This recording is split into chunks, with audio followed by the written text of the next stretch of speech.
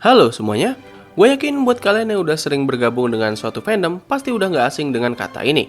Yap, shipping. Shipping merupakan sebuah kegiatan di mana suatu individu mendukung dua atau lebih suatu karakter ke dalam suatu hubungan entah itu romantis atau pertemanan. Tapi umumnya, shipping lebih ke arah romansa antara kedua karakter ketimbang hubungan pertemanan saja.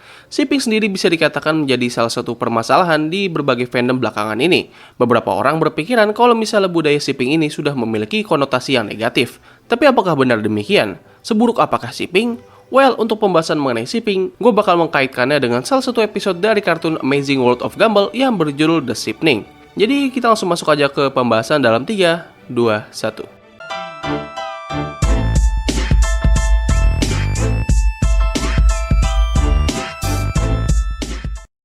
Oke, episode ini dibuka dengan sekelompok polisi yang sedang berusaha menangkap The Awesome Storm-Man di dalam tempat parkiran. Buat yang belum tahu siapa itu The Awesome Storm-Man, kalian bisa cek aja video gue yang ini. Intinya, The Awesome Storm merupakan individu misterius yang menjual berbagai barang aneh, berbahaya, dan juga misterius. Prepare to fight your true enemy.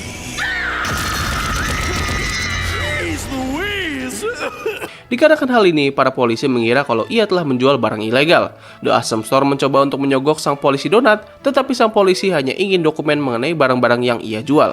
Gila sih, gue salut sama nih polisi. Meskipun ia bodoh, tapi setidaknya dia nggak mudah disogok gitu dengan uang. Tidak punya pilihan lain, The Awesome Storm segera melarikan diri, dan para polisi menyusul untuk mengejarnya.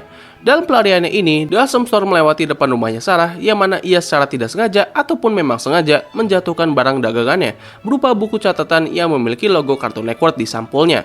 Sarah yang bersemangat ketika mendapatkan buku tersebut segera menulis cerita karangannya. Tetapi tanpa ia sadari, semua cerita yang ia tulis mampu mengubah realita.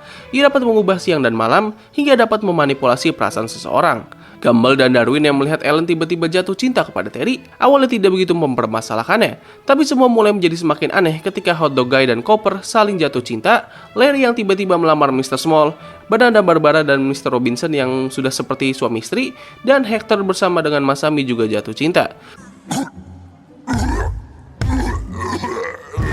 Satu-satunya yang tidak aneh di momen ini adalah Tobias yang sangat mencintai dirinya sendiri. Ya, kita tahu sendirilah, bocah narsistik. Man, that doesn't seem so out of the ordinary for him.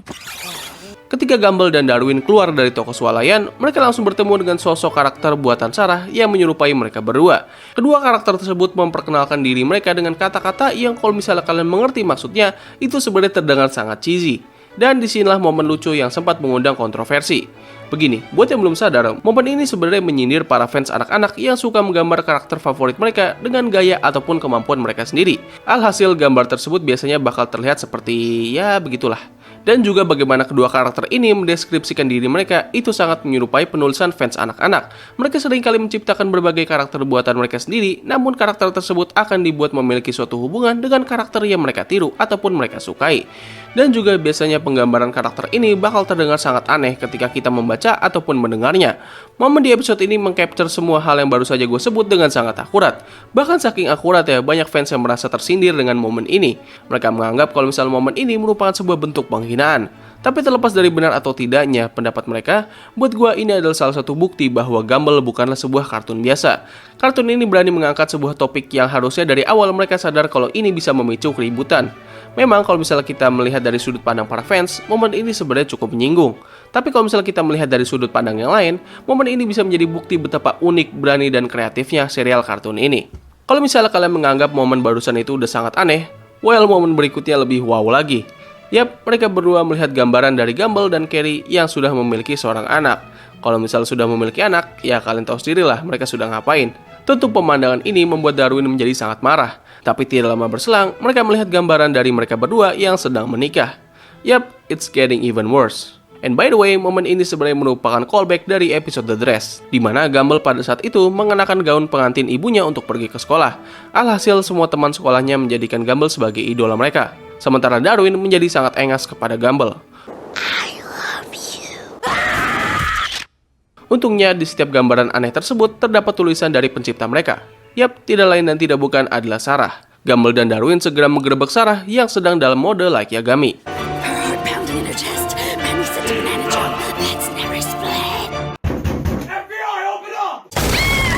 What did you do this time? Di sini kita bisa tahu kalau misalnya Sarah tidak mengetahui kalau buku yang ia tulis dapat mengubah realita.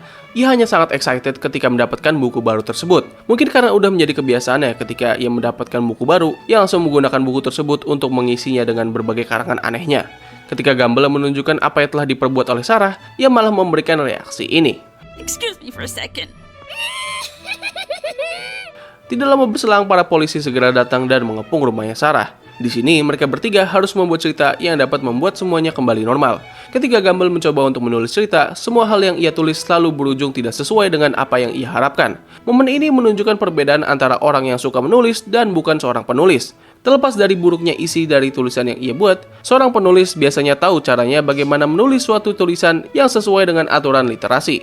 Berbeda dengan orang yang bukan penulis, di mana mereka akan asal menulis tanpa memperhatikan tanda baca dan sebagainya. Alhasil, ini dapat membuat perubahan makna dari kata yang ia buat. Sebagai contoh di momen ini. Shouldn't there be a comma before bopper? What difference does that make?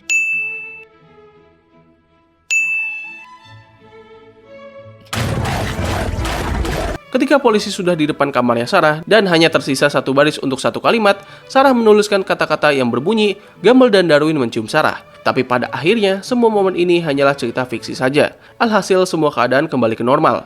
Ketika Gumball bertanya bagaimana bisa dengan mereka berdua mencium Sarah, hal ini dapat mengubah keadaan kembali normal, Sarah menjawab kalau misalnya ini tidak memiliki pengaruh apa-apa. Sarah memang sengaja menulis itu agar ia bisa mendapatkan ciuman dari Gumball dan Darwin. Ia bisa saja menulis kata-kata lain dan menyambungkannya dengan kata yang ada di akhir kalimat. Tapi ya, kita tahu sendirilah Sarah itu orangnya bagaimana. Wait, how did us kissing you help that plan? It didn't.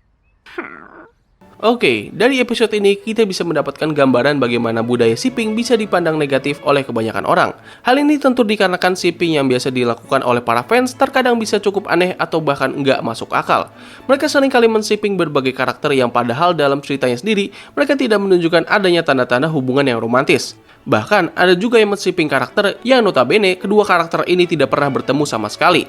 Kayak, kok bisa gitu loh lu kepikiran untuk menjodohkan kedua karakter ini? Lalu apakah shipping ini harus dihilangkan atau dilarang? Well, tentu saja tidak. Shipping merupakan sebuah hak yang dimiliki oleh para fans dalam suatu media. Kita berhak men-shipping karakter apapun dari media manapun. Hanya saja yang menurut gua menjadi batasan adalah chemistry yang dibangun dari kedua karakter yang kita shipping. Apakah mereka memang memiliki suatu hubungan di dalam media tersebut? Atau kita hanya men-shipping mereka saja karena menurut kita mereka terlihat lucu apabila disatukan? Secara pribadi, gua membagikan shipping dalam pemilihan karakter menjadi 3 kategori. Yang pertama adalah kategori normal, di mana dalam kategori ini, kedua karakter yang disippingkan sudah memiliki tanda-tanda adanya hubungan yang romantis. Salah satu contoh dari shipping ini adalah Starco, Startom, dan Lumity, di mana kedua shipping ini bisa dianggap normal karena dari awal atau pertengahan cerita, kita bisa melihat adanya suatu chemistry romantis dari kedua karakter tersebut. Kategori berikutnya adalah abnormal tapi masih bisa diterima. Dalam kategori ini, kedua karakter yang disippingkan belum menunjukkan adanya tanda-tanda chemistry romantis, tapi setidaknya mereka masih memiliki interaksi satu sama lain, yang mana kedepannya bisa saja mereka memiliki suatu hubungan yang lebih spesial lagi. Memang shipping di kategori ini masih suka membuat gue merasa tidak nyaman, tapi setidaknya mereka masih bisa diterima dan rasanya masih cukup wajar. Dan kategori terakhir adalah yang terkutuk, yang mana kedua karakter yang disippingkan dalam kategori ini udah nggak masuk akal. Jangankan memiliki hubungan yang romantis, terkadang mereka aja udah nggak pernah bertemu satu sama lain. Ataupun biasanya kedua karakter yang disippingkan dalam kategori ini rasanya tuh udah kayak melawan nilai moral. Kayak gambar inilah gitu, like how you came with this idea? Kayak anjir, gimana gitu lu bisa mikir kayak gini? Pesan gue sih buat yang shipping di kategori ini adalah jangan begitu ya lain kali. What the fuck, man? satu hal lain yang membuat shipping menjadi negatif adalah bagaimana para fans berusaha membenarkan shipping pilihan mereka. Terkadang mereka seringkali muncul di suatu perkumpulan fandom dan berkoar-koar mengenai betapa bagusnya shipping pilihannya. Hal ini tentu bakal merusak ekosistem dalam suatu grup fandom, yang tadinya mereka sedang membahas topik menarik seperti teori ataupun review mengenai media yang mereka suka, tiba-tiba nih kecoa satu kampret muncul dan langsung merubah topik pembahasan. Tentu buat beberapa orang hal ini akan sangat menjengkelkan. Ataupun kasus yang paling parah dari shipping adalah ketika para fans memaksa sang kreator utama untuk meresmikan shipping buatan mereka. Kita tahulah salah satu contoh kasus ini ada di media apa. Gue yakin kita semua setuju kalau misalnya ini tuh udah kelewatan tolol. Bisa-bisanya gitu lo memaksa kreator asli untuk meresmikan shipping buatan lo atas dasar imajinasi lo yang harusnya stay aja gitu di dalam otak lo. Gak harusnya lo keluar-keluarin sampai lo meminta hal ini bisa terwujud. Kayak anjir lah, capek gue gitu kalau misalnya kayak gini terus. How's it going, guys? Sekarang kita masuk lagi ke episode Gumball. Yes, intinya episode ini menunjukkan kepada kita budaya shipping ini berjalan. Memang kelihatannya ini sangatlah konyol, tapi pada dasarnya ini adalah satu hal yang wajar terjadi. Episode ini berusaha menyampaikan kepada kita bahwa shipping sebenarnya merupakan satu hal yang sangat lumrah. Kita bebas men-shipping karakter apapun, tapi ya diusahakan agar imajinasi lo tetap berada di dalam otak lo aja. Nggak usah lo keluarkan dan tunjukkan ke banyak orang. Kalau misalnya lu pengen mengupload fan art dari shipping buatan lu, jangan tunjukin ke berbagai fandom. Kalau bisa, kunci aja media sosial lu, biar orang lain gak perlu melihat dan nantinya bakal berkomentar buruk kepada gambar buatan lu. Di sini gue gak melarang, dan gue malah membebaskan kalian untuk berkarya seperti apapun. Tapi ya kalian harus menanggung resiko dari apa yang kalian buat. Gak semua orang akan setuju dengan apa yang kalian utarakan.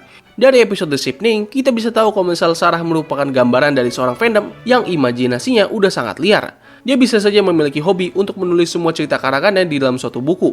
Dan ketika ia menulis cerita karangannya di suatu buku yang dapat mengubah realita, ini menunjukkan betapa liar dan absurdnya cerita yang dibuat oleh Sarah. Kalau andaikan ia menulis di buku biasa, Gumball, Darwin, dan kita para penonton tidak perlu melihat pemandangan terkutuk ini. Sama halnya dengan para fandom, mereka nggak perlu gitu menunjukkan imajinasi liar mereka ke banyak orang. Gue sangat yakin kita semua punya imajinasi liarnya tersendiri. Dan bagaimana seharusnya, biarkan imajinasi kalian berada di pikiran kalian saja. Oke, mungkin itu saja yang bisa gue bahas mengenai shipping dan juga episode The Shipping dari serial kartun Amazing World of Gumball. Gue harap video ini bisa memberikan kalian pandangan baru ataupun informasi baru mengenai berbagai hal yang ada di dunia kartun. Jadi, terima kasih banyak atas waktu yang telah kalian luangkan untuk menonton video gue. Gue undur diri, sampai ketemu lagi di video selanjutnya.